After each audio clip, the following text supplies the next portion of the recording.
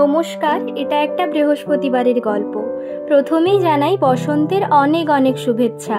হ্যাঁ জানি দোল চলে গেছে, তবে বসন্তের এই ঋতু আমরা সারা মাস জুড়েই উপভোগ করতে পারি। তো যাই হোক, ওই দিন ছিল কলেজের বসন্ত উৎসব, তাই সকাল সকাল রেডি হয়ে রং কিনে চলে এসেছি কলেজে।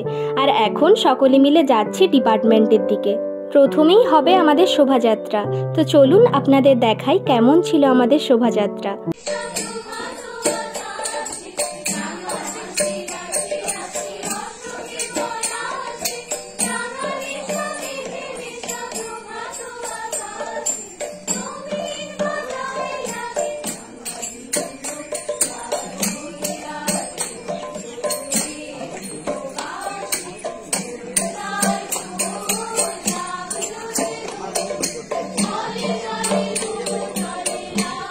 জানেন, ওই দিন আমাদের 3টি পর্বের অনুষ্ঠান ছিল।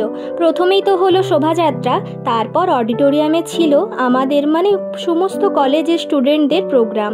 সমস্ত ডিপার্টমেন্টের বসন্তের বিভিন্ন গান, নাচ, কত কি ছিল। আমাদের ডিপার্টমেন্টেরও ছিল বেশ সুন্দর 2টি গান। তো এইভাবেই অডিটোরিয়ামের প্রোগ্রাম শেষ হওয়ার পর শুরু হলো আমাদের রং খেলা। আর রং খেলার সঙ্গে ছিল সে কি নাচ। সিনিয়র, জুনিয়র আর ক্লাসমেটদের সঙ্গে বেশ আনন্দ করলাম আর জমিয়ে রং খেললাম। তবে হ্যাঁ, টিচাররাও কিন্তু ছিলেন, ওনারা কিন্তু বাদ যাননি। প্রচুর তো রং খেলা হলো, এবার পেয়েছে বেশ খিদে, তাই যাচ্ছি এখন ক্যান্টিনে। আমাদের কলেজে 2টো ক্যান্টিন রয়েছে, তবে ওই দিন দুটোতেই এত ভিড় ছিল কি আর বলবো।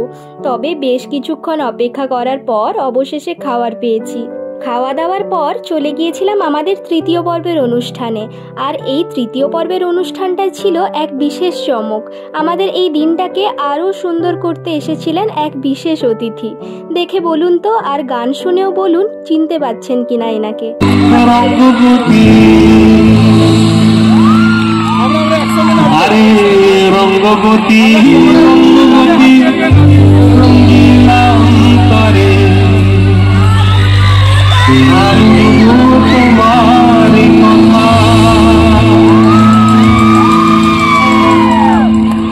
মিত্র বন্ধু বলতে আর কথা। আশা করি সকলেই চিনতে পেরেছেন এনাকে। হ্যাঁ, ইনি হলেন সঙ্গীত শিল্পী সুরজিৎ চক্রবর্তী। ওনার সমস্ত গানে বেশ মাতিয়ে তুলেছিলেন আমাদের সকলকে। আরও একটা সৌভাগ্যের ব্যাপার, উনি এই বসন্তে রিলিজ করেছেন একটা নতুন গান, হৃদয় উড়ু উড়ু। এই গানটার প্রথম লাইভ গিয়েছিলেন আমাদের ওই দিন কলেজে। বেশ ভালো গানটা। তো এইভাবেই আমাদের ওই দিনের অনুষ্ঠান শেষ হয়েছিল। এবার বাড়ি যাওয়ার পালা। কেমন লাগলো আমার ব্লগটা অবশ্যই জানাবেন, আর আপনাদের বসন্ত কেমন কেটেছে অবশ্যই জানাবেন কমেন্টে। তো যাই হোক, আজ তবে আসি, সকলে ভালো থাকবেন।